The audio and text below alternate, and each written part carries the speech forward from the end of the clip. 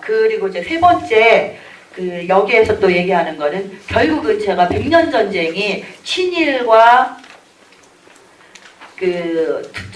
애국 투쟁 세력 이 이분법으로 나눠가지고 진행됐다고 했지 않습니까? 그러니까 백년 전쟁에서는 이승만, 박정희로 이어지는 대한민국의 정통 세력, 정통 정권을 친일 세력으로 몰기 위해서 끊임없이 친일을 얘기를 합니다. 그러니까 결정적으로는 그 대한민국을 건국한 이승만부터 친일파가 돼야 자기들의 주장이 설득력 있지 않습니까? 그래서 이 부분을 굉장히 많이 공을 들여서 이승만을 친일파로 만들기 위해서 작업을 했습니다. 여기에 보면은 이제 성균관대학교 서중석 교수의 인터뷰가 나오는데 그 인터뷰 내용이 또다시 이승만은 미국의 주류적 입장을 반영하는 것이 자신을 위하는 길이고 자신이 권력에 접근하는 길이라고 여기고 힘을 가진 세력이 친일 성향을 보이면 자신이 그것에 이제 미국의 주류 사회가 친일 성향을 보이면 이승만도 친일적인 발언을 하고 친일적인 행동을 했고 또 미국 주류 사회가 반일적인 성향을 보이면은 거기에 맞춰 이승만도 반일적인 발언을 하거나 반일적인 행동을 했다. 그러니까 한마디로 말하면 이승만은 줏대도 없고 정체성도 모호하고 자기네 자신 개인의 이익만 위해서 움직였다. 이제 이것을 주장하기 위해서 하는데 이렇게 고약하게 서중석 교수가 인터뷰를 했습니다. 네, 이 자신들의 주장이 옳다는 것을 입증하기 위해서 1916년 10월 16일자 호놀룰루에서 발행되고 있는 호놀룰루 스타 블레틴지라는 이 신문이 있습니다. 여기에 이제 이승만 박사가 기고문을 쓰는데 이 기고문 내용과 또 올리버 박사가 쓴 이승만 전기 있습니다. 보면 신화에 가린 인물이라고 우리 건국대에서 번역한 거는 이런 제목으로 출판이 됐는데 여기에 나오는 워싱턴 포스트지와 인터뷰했던 그 기사 내용을 인용해서 이승만을 완벽한 친일파로 규정을 합니다. 그런데 5페이지 위에 보시면 제가 호놀룰루 스타 블레틴지 계좌 일자와 기사 제목을 써놨는데요.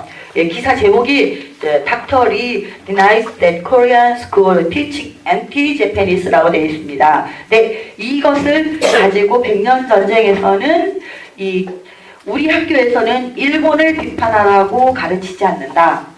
나는 반일 감정을 일으킬 생각이 없다. 일본 신문들은 나에 대한 오해를 하지 말길 바란다. 오해는 빨리 풀수록 좋다. 이렇게 해석을 해서 자막 처리와 함께 내레이션을 보여주고 이 신문 기사의 해당 부분을 하이라이트 처리해서 보여줍니다. 근데 그 부분에 제가 기사를 그대로 또 여기 게재를 했습니다. 처음에 일본 We do not teach in our school anything anti-Japanese 이 부분과 이 부분을 번역을 하고 중간쯤 오면 이제 if I am 여기 이 부분을 번역해서 오해를 하지 말길 바란다 뭐 이런 식으로 풀어놨는데 이거는 앞에 CIA 문서 번역했던 사례와 똑같은 사례라고 보면 될 것 같습니다. 이거를 다시 제대로 문장을 연결해서 앞뒤 문맥을 살펴서 보면 우리 하와이 한인학교는 일본인에 대한 증오를 일체 가르치지 않는다.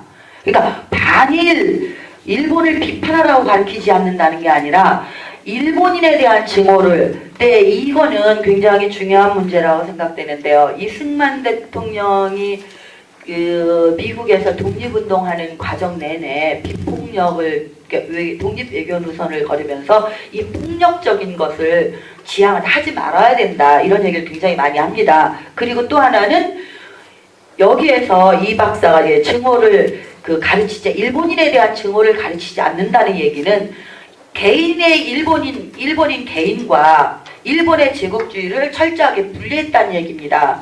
그러니까 이승만은 일본의 제국주의는 우리의 적으로 간주하고 우리가 극복하고 뛰어넘어야 독립을 쟁취하기 위해서는 그래야 되지만은 일본인이라는 개개의 일본인에 대한 개인의 증오까지는 해서는 안 된다. 이것이 끊임없이 하와이에서 활동하는 동안도 지속적으로 하와이 신문에 이런 비슷한 내용들의 기사들이 이렇게 언급되는 걸 볼 수 있습니다. 그것을 가지고 백년 전쟁에서는 이렇게 일본에 대한 증오를 가르치지 않는다. 그 얘기는 이승만은 친일적이다. 이렇게 해석을 했습니다.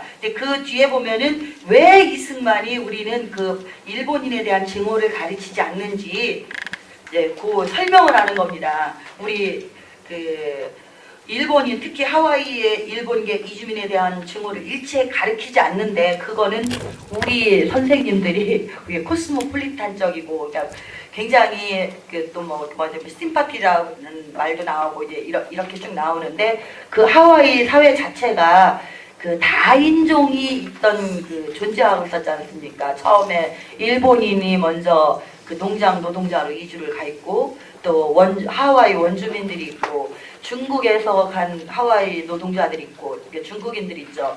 필리핀, 또 미국 백인들, 거기에 우리 한인들까지, 그러니까 다인종들, 다민족들이 모여 사는 사회에서 그 민족 갈등이라든가 또 너무나 민족적인 한쪽으로 치우친 이런 것들이 분출하게 되면은 인종 갈등이 날 수밖에 없지 않습니까? 그러니까 하와이 주정부 자체에서도 그러한 인종 갈등을 원하지 않았었을 거고, 또 나중에 이런 하와이 교육 제도가 바뀌는 걸 보니까는